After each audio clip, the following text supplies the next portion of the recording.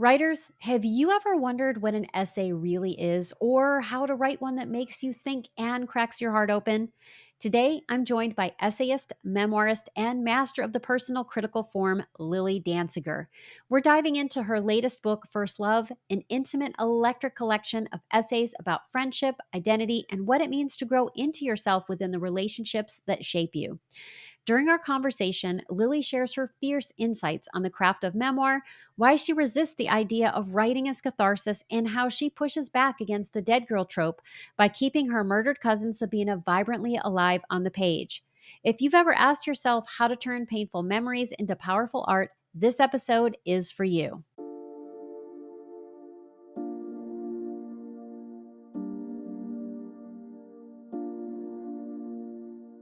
Welcome to Writing Your Resilience, a podcast for writers who want to create stories that change lives, especially their own.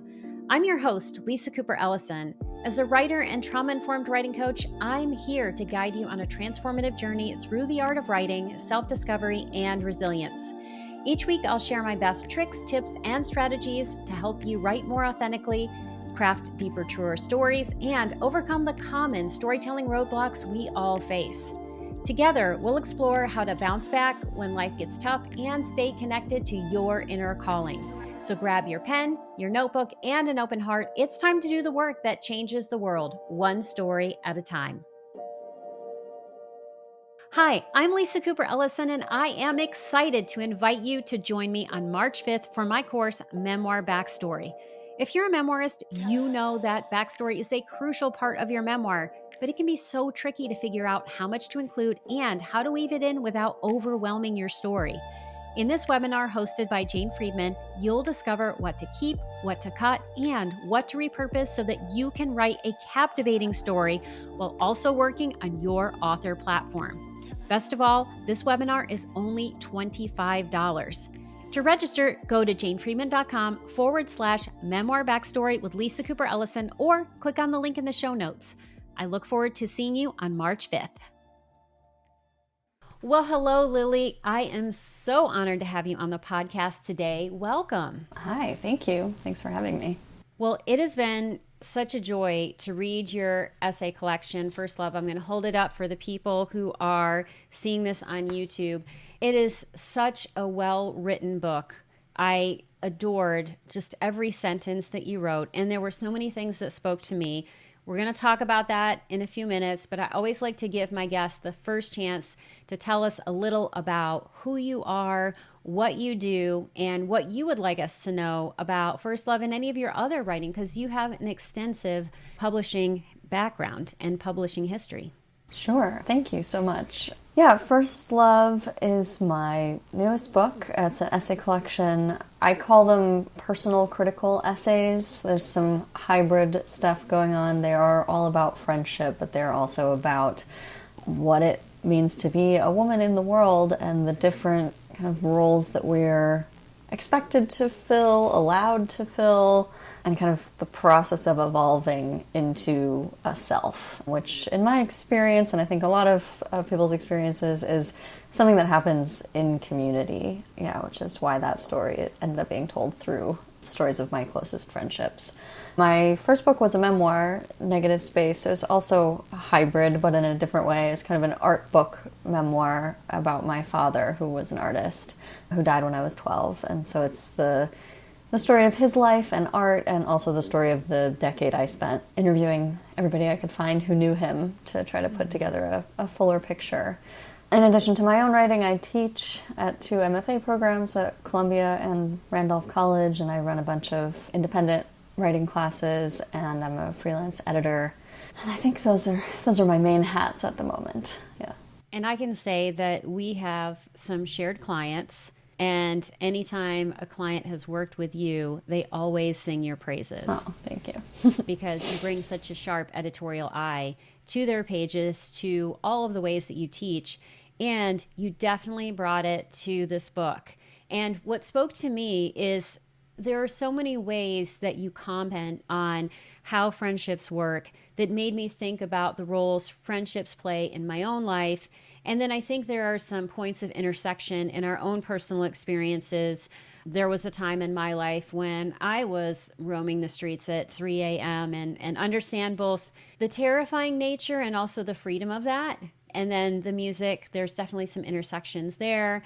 I grew up listening to a lot of metal, going to different metal and punk shows. So I loved seeing that intersection of experience, in addition to all of the ways that you don't just write so clearly about your experience, but that you infuse it with all of these other bigger themes or issues in cinema or tropes that people can fall into, so that we can think about this in a bigger way.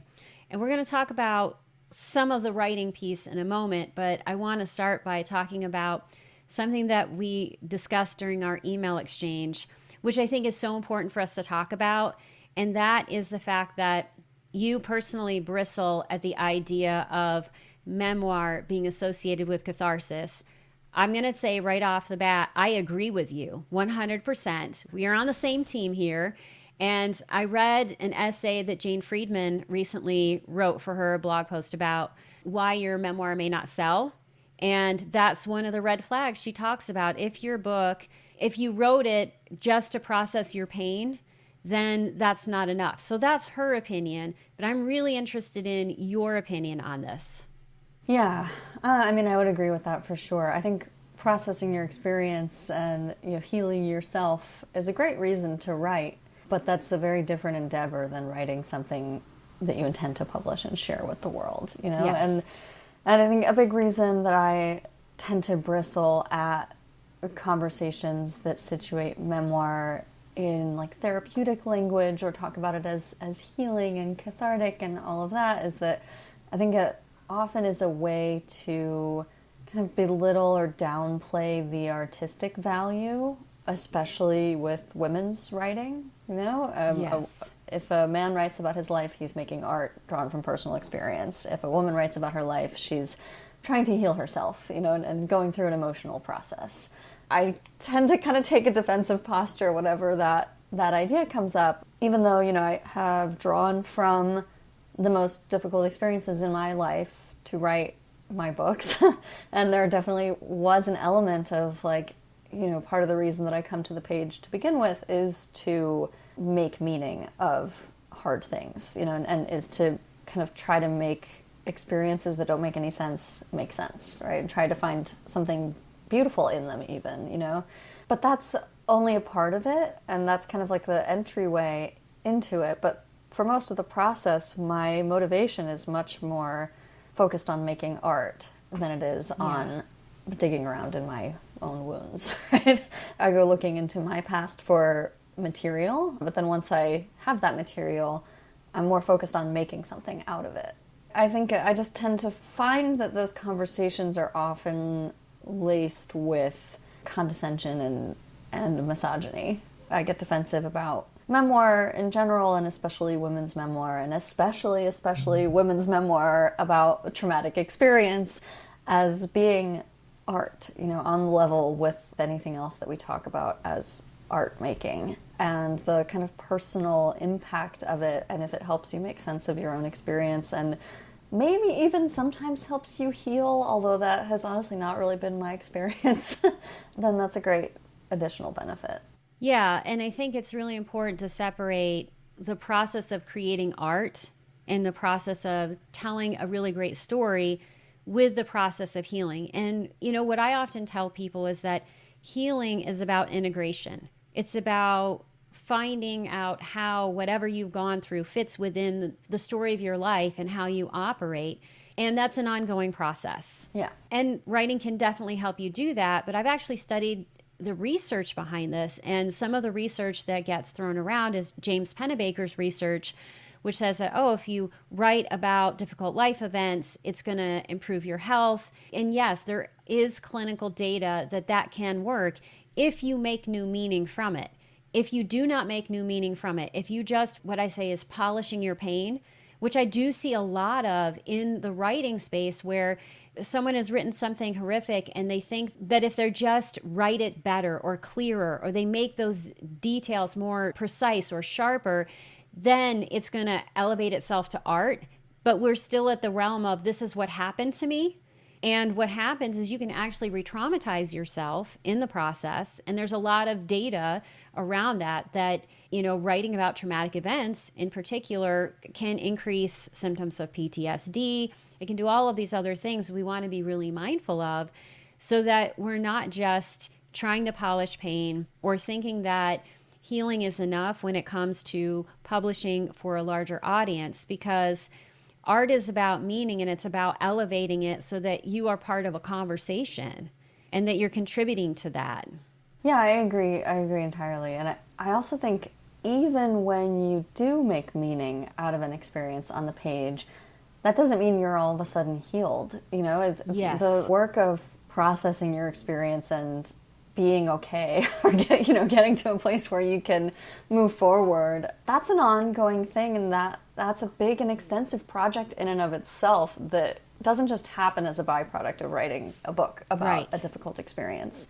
Personally, I've actually found that sometimes writing about an experience and spending so much time crafting that experience into a narrative that arrives at some meaning at the end, right? It allows you to intellectualize and sometimes distance yourself from the experience. Yes. So I think most memoirists, I've been in therapy for a long time, and I've had that experience many times of I'm trying to talk about an experience but then I realize I'm narrating the book version, and then I'm talking about kind of this narrative that I've created for myself, and I have to take a step back and kind of reform that connection with the immediacy of an emotional experience. Yeah. So yeah, it's not as simple as like write a memoir about the hard thing that happened to you and then you'll be all better. Yes. I love how you just said that, because I think people think about healing in terms of I will heal and I will be okay and it will be over. And that is definitely not the case for anyone. You may make meaning of it and you may be able to understand it in a way that provides that distance, but you can still be reactivated and have those same feelings and go through whatever it is again.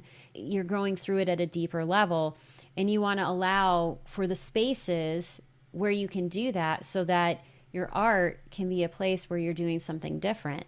And you, I would say, are a master of the essay. You do such a good job with it. And I am curious, your first book was a hybrid memoir, and obviously you've just talked about how it was hybrid in a different way. Why did you choose to write this, which includes so much personal information, as an essay collection versus, say, a more traditional memoir that had a straight narrative arc? Like, what did you hope to accomplish with this that you couldn't have done if you had written it another way? Oh, there are a couple of reasons for that. One was that I dove right into this project, started writing First Love before Negative Space was even out. So I was, rolling right from a memoir into a next thing.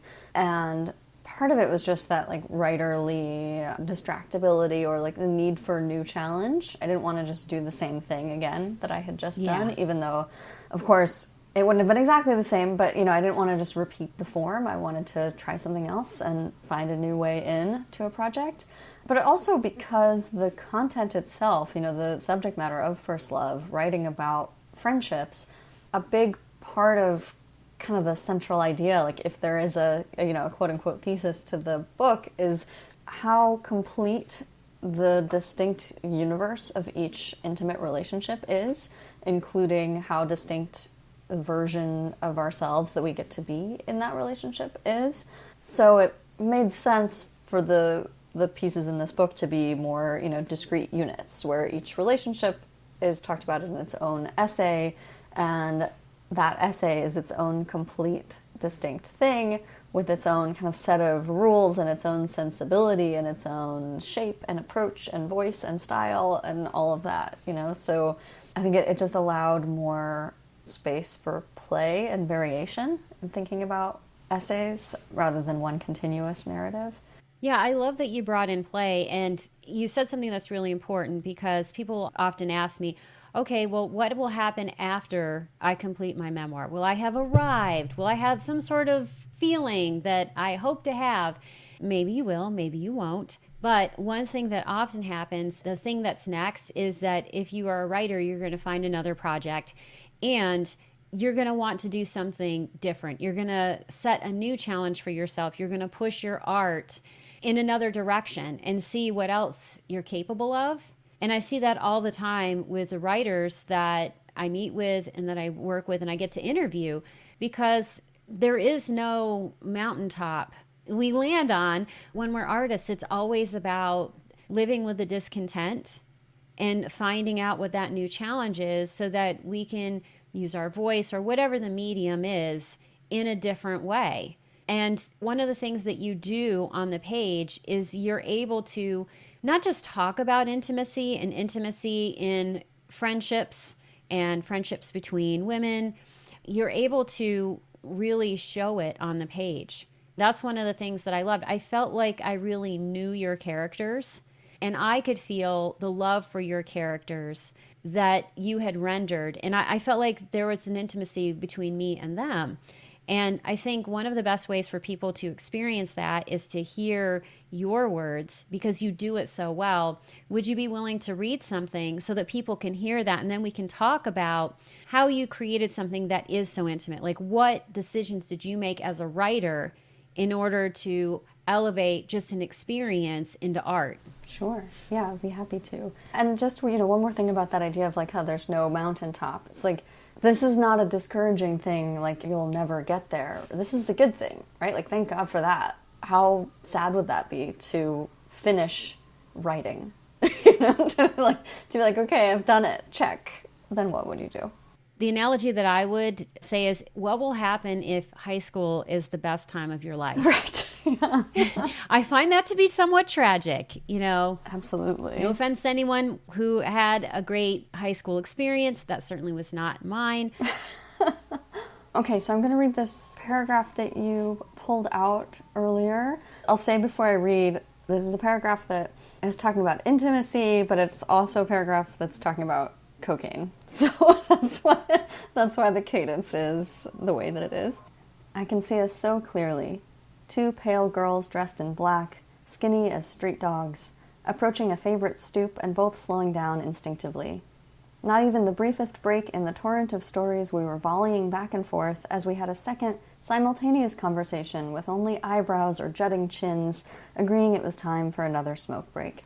Smoothing the backs of our handmade mini skirts as we sat, perching on the very edge of the concrete step, knees touching or almost touching as we angled ourselves toward each other, still talking so quickly like we were on a phone line that was about to be cut. Taking our packs of Lucky Strikes out of the pockets of our leather jackets and tapping them against the heels of our hands exactly 3 times before each taking out a smoke and squeezing it between our lips, jittery with our jaws stimulant clenching, flinging curtains of curly hair out of our faces. A few rare seconds of silence as we both focused on controlling the jerking, vibrating motions of our mouths and hands for long enough to get the cigarettes lit before shoving our matching black mini Bic lighters back into our bras. I can see our bony knees bouncing up and down, fingers flicking ash off our cigarettes whenever we weren't taking drags, which we did perfectly in sync. Sucking our smokes down to the filter and flicking them into the street in parallel arcs before rising and continuing to pace the neighborhood, both aimless and hurried at once. It's just lovely. Thanks. You talked for a minute about the cadence and how the cadence is related to the experience, which is about being on cocaine. And so, that's going to be something that's going to be edgy. It's going to be fast-paced. How did you create that? Because when I was listening to you, I felt that sense of edginess, that urgency, that hyped up feeling. What did you do on the page to illustrate that?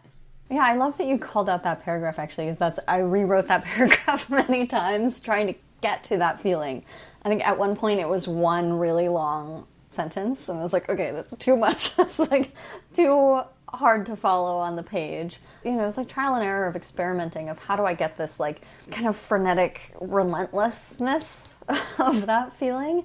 Also like the syncopation, and it wasn't just fast, it was like fast and coordinated. This was a ritual that was repeated so many times, and I was also trying to get that across with that one paragraph of like, okay, I'm going to describe this once, one time of us sitting and smoking a cigarette, but I wanted it to be clear that this was like actually a description of hundreds of times that this happened, And so getting the kind of the specificity of like tapping the cigarette pack 3 times before taking one out. And even our cigarette inhales were in sync, and we would finish them at exactly the same time and then kind of look at each other and flick them at the same time. And there's a lot that I was trying to get across with that paragraph. The sensation of, that edgy kind of restlessness, and a frenetic feeling, but also that feeling of being so very in sync with another person.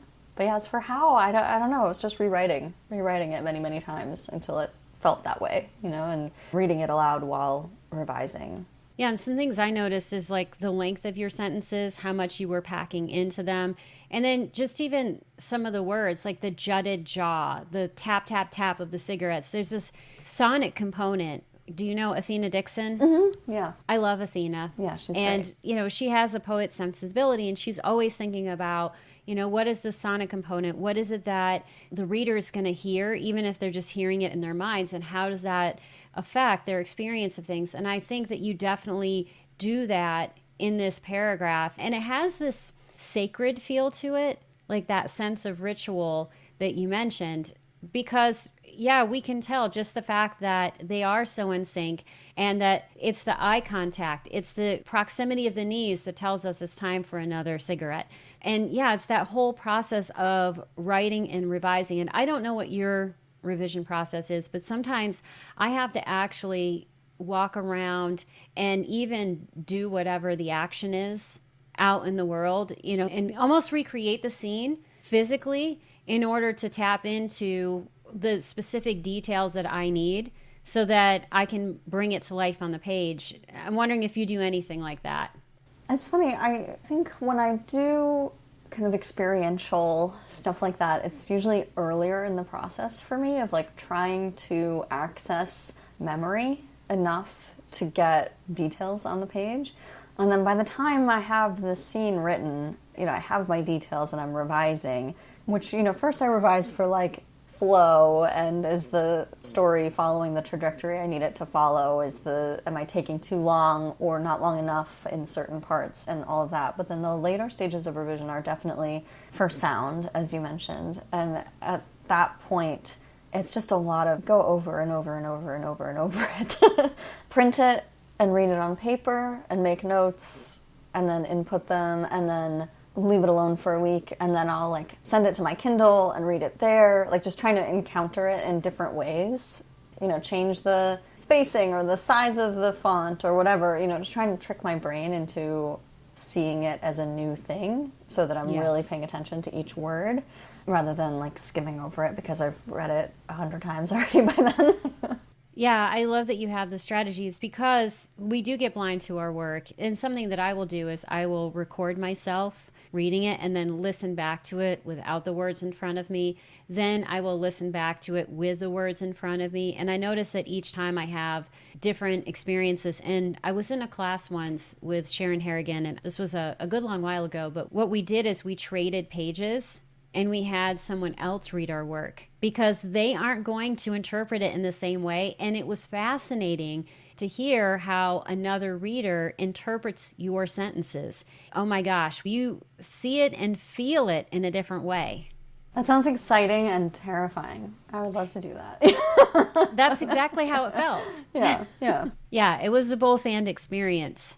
So we've talked a little bit about this granular nature of editing and how you approach things like intimacy and how you do it on the sentence level. But one of the things that you also do really well is you zoom in and then you zoom back out and you talk about these larger themes. You'll talk about movies, you'll talk about pieces of writing, you talk about other things so that it's not just this narrator's experience on the page. Yeah. We're dealing with ideas. And, a lot of agents right now and editors are enamored with Memoir Plus, which, if you don't know what that is, listener, we're talking about memoir as in your personal story of transformation in addition to something else. So that could be research, it could be connection to something happening out in the world, it could be a lot of different things. And if you have a really nice definition of Memoir Plus, please feel free to share it with us. But I'd love to know what you do in order to zoom in and zoom out, and where does that show up in your process? Well, yeah, I guess I'll circle back. The third thing I was going to say to your earlier question about why this is an essay collection rather than a memoir is also that I didn't want to just talk about myself. I had just finished a memoir. I was feeling very exposed, and I was like, I don't want to just, open my veins onto the page. I want to talk about things that are interesting to me. I want to turn over questions about what it means to be in relation with other people, what it means to depend on other people and how we become who we are. And I wanted to talk about Sylvia Plath and Anais Nin and not just recounting more of my own experience. And that, to me, a lot of times it's that kind of external thread of bringing in, other writers or music or film or, I interviewed friends for some of these pieces. It's a lot of times that external stuff that keeps me interested. It's easy to kind of, I think, to get bored of your own story, right? Or to wonder, like, is this even interesting? And I know now, after like writing enough about my own life and talking to enough other writers who write about their own lives, that kind of feeling of like, oh, this isn't even interesting is not always true. A lot of times it's not true. It's just that, we have distorted views of our own value in the world. But even if it is false, if I start to feel disinterested in the thing I'm writing, I'm not going to keep writing it. Right. So I have to find a way to like keep my own kind of curiosity alive on the page. And a lot of times that comes from reading other things, and going to a museum and looking at art and listening to music that I loved at a certain time in my life and thinking about the feeling that evokes and how that connects to the thing I'm trying to talk about in the essay or, whatever it might be. I don't know, it just makes it feel more layered and rich. And I'm talking about like in the writing experience itself feels more layered and rich. But I think that is often also true for the reading experience, and readers like to feel like they're either learning something about something they're already interested in, or, a lot of times I consider that material as like an invitation, a connecting point for a reader, right? Yes. So like in the essay where I'm talking about Janis Joplin or where I'm talking about Heavenly Creatures, like that movie in particular, there's so many people, it's like kind of an under the radar movie. Not everybody knows about it, but the people who do know about it love it. Right? Mm-hmm. So that essay that I just read from opens with that film.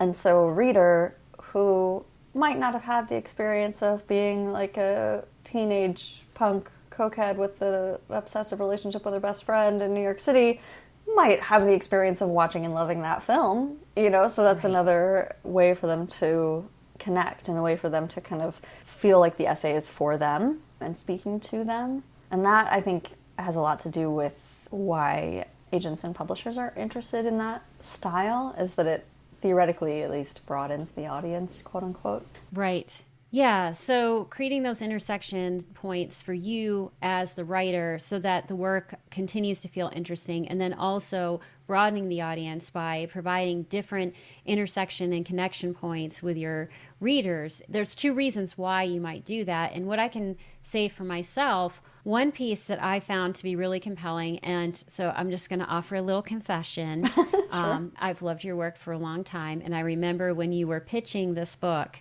and we happened to be part of a group, and I was able to see your book proposal, which was fantastic, by the way. It was an amazingly written book proposal. In it, you were very fierce and very clear, and one of the things you talked about was the dead girl trope.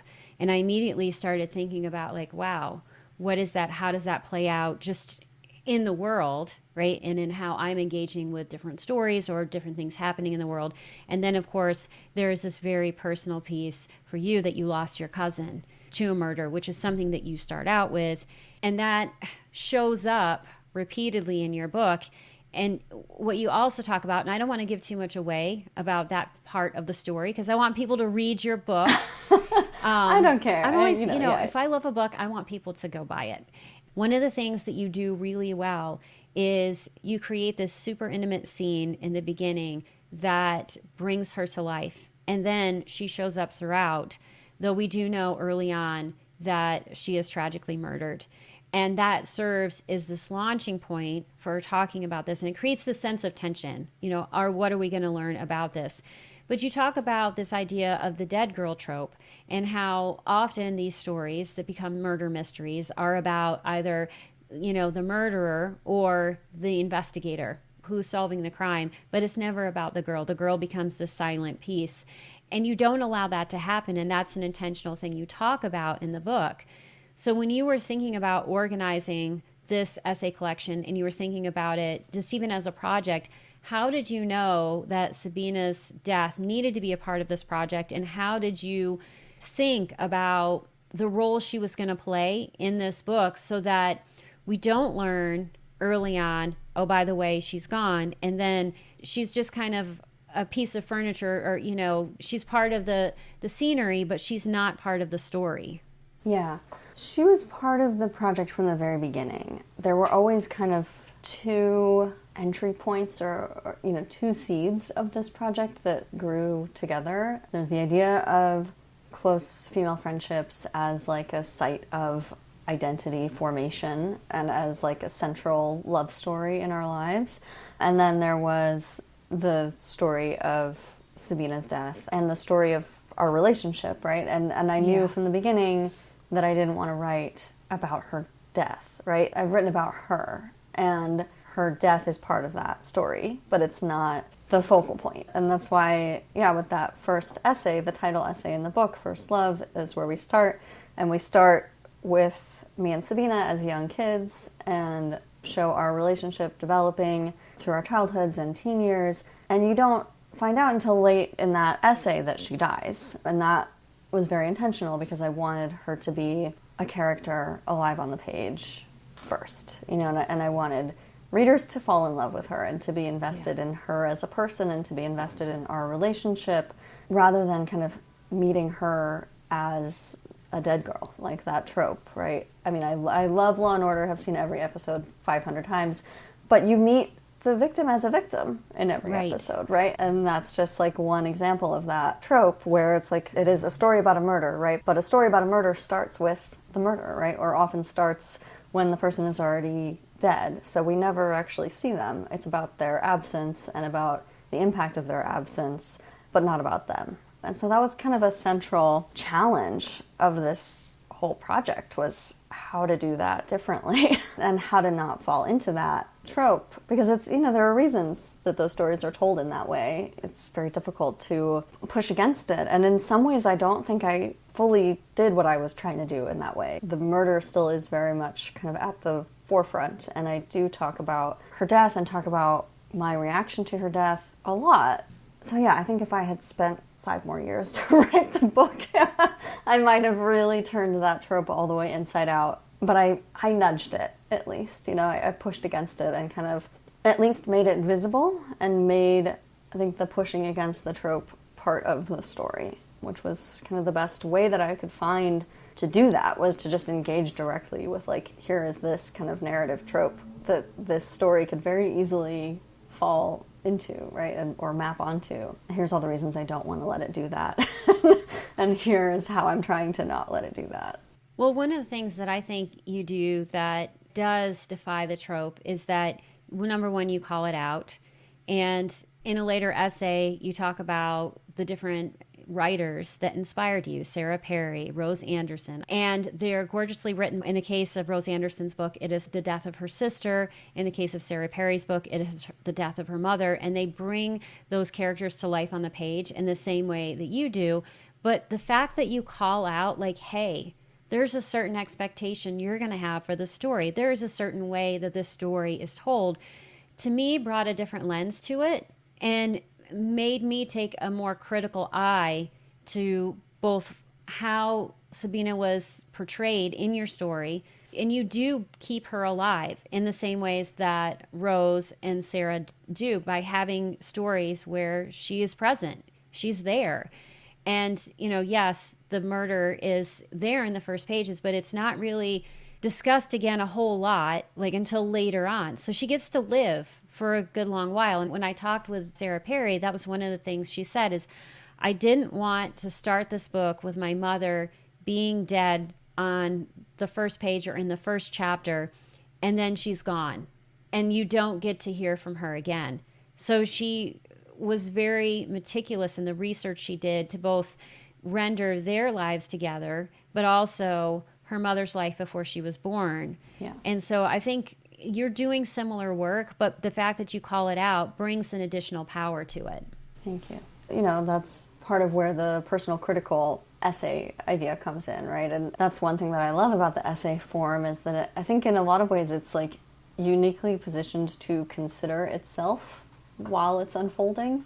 You can talk about the story you're writing and how you're writing it in memoir also, but there's something about the essay form because it is so often like driven by a question, right? And driven by like an attempt to make sense of something. There's all this space available to talk about the story you're trying to tell and why it's difficult, and to kind of go back and try again and examine what you're doing and examine how you're maybe not succeeding. And I don't know, that's very appealing to me because that's often the solution I lean into if I find that a story is really difficult to tell for whatever reason. I end up talking on the page about why it's so difficult and kind of examining what the roadblocks are, and ideally making those roadblocks part of the story to actually make the story richer and more interesting rather than constrained. And I would say you definitely succeed in that area. Thank you. You and I both work with stories all day long, other people's stories, our own stories. I often ask people this question in terms of how are you taking care of yourself? But I'm really curious, as a person who works with stories all day and needs to make space for your own story, how are you cleansing your palate or clearing your mind so that there is room for the writing you need to do, especially as we are navigating 2025? Yeah, the news is definitely a bigger impediment to me. I occasionally feel overwhelmed by the amount of like other people's work that is inside my brain and like the amount of creative energy that I'm expending on other people's stories. But that only happens once in a while when I've taken on too much. I'm like, okay, I need a day off. Most of the time I feel like energized by it, actually. Yeah. The fact that I get to think about stories all the time helps my writing, and I've definitely become a better writer through, noticing and explaining things to students and editing clients, or like things that I notice that I always call out in other people's work that I can see so clearly, like, okay, this isn't working because XYZ, right? And then I'll see myself doing that same thing and be like, oh, okay, yeah, right. But I'll be able to see it clearly because I've seen it so many times before in other people's work. That said, I do have to be very intentional about like carving out time for just my own work, and my kind of like bare minimum for sanity is 1 day a week that's for my own writing. Ideally more than that, but if I can get one writing day a week, I can like survive without becoming harried and resentful and anxious and all the things that writers who are not writing become. So right now that's Fridays. My whole planner is color coded, but Fridays are like blocked out in pink so that I can't put anything else on there. If I try and schedule something on Friday, there's this immediate visual clue of like, nope, sorry, that whole day is blocked off. And I try to not even look at my email on writing days. I wake up and I have my coffee and I'm just in my bubble and I don't think about anything else. And knowing that I don't have to stop at a certain time to get back to other work or whatever gives me that spaciousness that I need so that the rest of the week I can go all in on like clients' manuscripts or students' pages or whatever and not feel like I'm taking from my own creative well because I know I have that time designated. Yeah, it's so important to be able to fill our creative wells in whatever way works for you, but making sure you are carving out time to write and create, especially if that's the thing that makes you feel alive.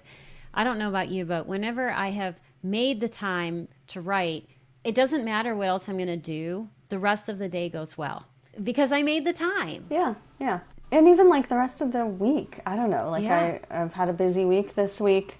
When we finish this call, I have a bunch of student work to read. But I'm not stressed out about that because I know tomorrow I get to write. Exactly. Well, if people want to connect with you, they want to learn what you're up to, and I know you have several things you've talked about on Instagram. We are recording this before you go to AWP, and this will probably air around the time that you're at AWP or maybe a little after. So people may or may not be able to catch those things, but I know that you are a person who's always doing something. what is the best way for people to connect with you, to learn what you're up to, and most importantly, buy copies of your books? Yes. My website is just my name, lillydancyger.com, and that's kind of the best place to find all the different things. I have like event listings there, and all my books are available there. My editorial services have a page there. I'm also on Instagram and Blue Sky. I'm off Twitter and Facebook, and Instagram is probably soon to go as well, but for now I'm on Instagram and Blue Sky. Both of them are just at Lilly Dancyger.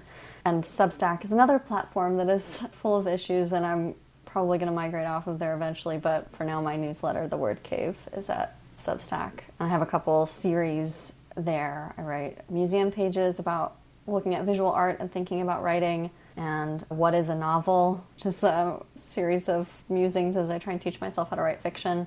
And that's also where I send out like class listings and like my editorial availability and stuff like that.